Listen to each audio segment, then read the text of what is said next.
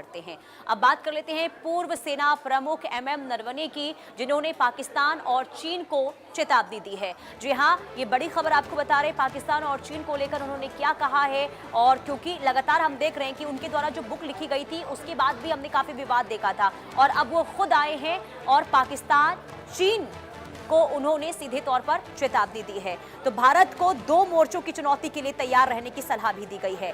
पाकिस्तान देखिए तत्काल खतरा है, चीन दीर्घकालिक प्रतिद्वंदी है, ये नरवणे कह रहे हैं। सीमा सुरक्षा और सैन्य तैयारी पर भी जोर दिया गया है, और वो कह रहे हैं कि जो भू राजनीतिक समीकरण बदल रहे हैं वो काफी खतरनाक हो सकते हैं। राष्ट्रीय सुरक्षा पर सतर्क रहने का संदेश दिया गया है पूर्व सेना प्रमुख के द्वारा।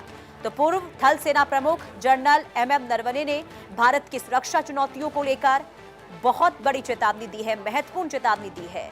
उन्होंने ये कहा है कि भारत को पाकिस्तान और चीन दोनों को ध्यान में रखते हुए अपनी रणनीतिक तैयारी लगातार मजबूत रखनी होगी।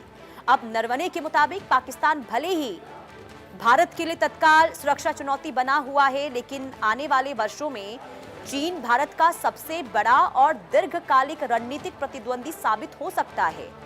वहीं वो कह रहे हैं कि भारत ने अतीत में पाकिस्तान और चीन दोनों के साथ संघर्षों का सामना किया, लेकिन मौजूदा वैश्विक और जो क्षेत्रीय परिस्थितियां हैं वो काफी बदल चुकी है और चीन की सैन्य ताकत बढ़ रही है।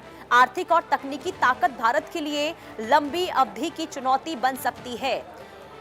और पाकिस्तान को लेकर वो कहते हुए नजर आए कि पाकिस्तान की ओर से देखिए आतंकवाद, सीमा पार गतिविधियां, अस्थिरता की कोशिशें तत्काल सुरक्षा चिंताओं को बनाए रख रही है, और इन तमाम परिस्थितियों को देखते हुए भारत को अपनी रणनीति को पहले के मुकाबले और ज्यादा मजबूत करना होगा।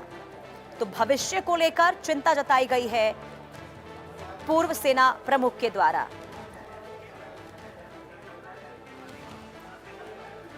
और हमारे साथ डिफेंस एक्सपर्ट के तौर पर कर्नल MK मलिक जुड़ चुके हैं। हमारे साथ SK मलिक, माफी चाहूंगी, कर्नल SK मलिक जुड़ चुके हैं डिफेंस एक्सपर्ट के तौर पर। बहुत स्वागत है आपका सर इंडिया न्यूज पर। सर जरा ये बताइए, ये जो चिंता जताई गई है पूर्व सेना प्रमुख MM नरवणे के द्वारा, अब कैसे देखा जाए इनको? क्या वाकई में इस वक्त, क्योंकि भारत लगातार अपनी रणनीति को मजबूत कर रहा है, लेकिन इसके बावजूद भी उनके द्वारा जो चिंता जताई गई है, कैसे आप देख रहे हैं सर उनके इस बयान को? Thank you very much for inviting me. देखिए, जो जनरल नरवणे साहब ने जो बातें कही हैं, ये बातें डिफेंस डोमेन में ऑलरेडी पाकिस्तान और चाइना के प्रति हमारे जो नीति निर्धारक है उनको मालूम है ये चीजें। देखिए, ये बात सही है कि ऑपरेशन सिंदूर में भारत 3 देशों से लड़ रहा था। पाकिस्तान की धरती पर जिन लोगों ने अपने जो हथियार फैलाए हुए हैं, और पाकिस्तान को चीन ने अपना एक हथियारों की जो लाइव और टेस्टिंग फैक्ट्री बनाया हुआ है, हम उसको सामना कर रहे थे। उनके ऑपरेटर्स चाइनीज इक्विपमेंट को हैंडल कर रहे थे। यही बात है कि टर्की के लोग, टर्की के ट्रेंड लोग, ट्रेड ऑपरेटर्स उनके ड्रोन को फायर कर रहे थे। तो ऑलरेडी हम इस चीज को एक सैंपल देख चुके हैं। रही बात है चीन की, चीन भारत को निश्चित रूप से एक घेरने की कोशिश कर रहा है। उसकी बेल्ट एंड रोड ही नहीं, इनिशिएटिव ही नहीं, उसकी जो एक आपने अच्छी तरह से ये पूरे हलकों में मालूम है कि जो चीन की एक पॉलिसी है कि पल ऑफ द रिंग्स, और उसके तहत वो भारत को चारों तरफ से घेरने की कोशिश कर रहा है। पाकिस्तान के अंदर इन्वेस्ट करके उसकी जमीन को हथियाने के, जमीन के अंदर उसके अंदर टैक्टिकल पोजीशंस पे उसने अपने इक्विपमेंट को, अपने हथियारों को पोजीशन किया हुआ है, जो भारत पर नजर रख रहा है। यही बात हिंद महासागर और चीन सागर की तरफ से, साउथ चाइना सी की तरफ से है। तो भारत इस चीज के लिए अच्छी तरह से विगत है। अपनी तैयारियों में भारत की सरकार, भारत की सेना पूरी तरह से मुस्तैद है।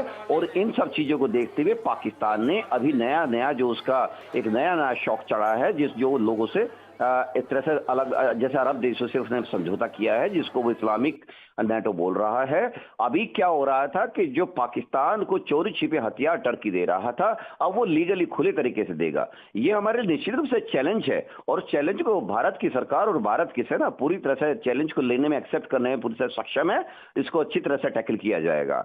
और जितनी बात कही जाए कि चाइना की निश्चित रूप से एक मजबूत कंट्री है, और हम चाइना को लॉन्ग टर्म में इसलिए देखते हैं कि चाइना का असली जो कंपटीशन है वो भारत वो भारत को अपना एक कॉम्पिटिटिव मानता है। हालांकि भारत और चाइना की इकोनॉमी में अभी काफी फर्क है, उसमें काफी वक्त लगेगा। लेकिन जिस तरह से भारत अपने स्वावलंबन की तरफ बढ़ रहा है, भारत जिस तरह से अपने अपने खुद के निर्णय लेते हुए, मेक इन इंडिया को देते हुए, बहुत सारे हमारे प्रोग्राम्स ऐसे हैं जिसमें आत्मनिर्भर बनने की तरफ बढ़ रहा है। हमारा डिफेंस जो एक्सपोर्ट है, आप देख लीजिए, लास्ट ईयर 23,500 करोड़ के करीब था, इस साल ऑलरेडी तकरीबन 40,000 करोड़ के आसपास जा चुका है, जबकि साल खत्म नहीं हुआ है। इन सब चीजों को देखते हुए भारत ने हर चीज कोशिश की है। और हमारे एक पूर्व जो सेनाध्यक्ष कहा करते थे कि भारत को 2.5 फ्रंट पर लड़ना होगा। नहीं, मेरा मानना है कि स्थितियां बदल चुकी है, भारत को 4 फ्रंट पर लड़ना होगा। हमारे जो वेस्ट फ्रंट है उस पर पाकिस्तान है, चाइना है, लेकिन ईस्ट फ्रंट भी है जिसके अंदर बांग्लादेश खड़ा हो रहा है। और अंदर से हमको लड़ना ही है। बहुत सारे ऐसे लोग हैं जो भारत के अंदर स्लीपर सेल के रूप में बैठे हुए हैं और जो भारत को अंदर खोखला बने हुए, ये भी एक फ्रंट। इस पूरा आगे हमको इसको भी टैकल करना होगा। तो कुल कहा यह जा सकता है कि लॉन्ग टर्म की अगर रणनीति बनाई जाए, उसमें पाकिस्तान एक मोहरा है, चीन असली खिलाड़ी है, इसके साथ साथ बांग्लादेश को शामिल करना होगा।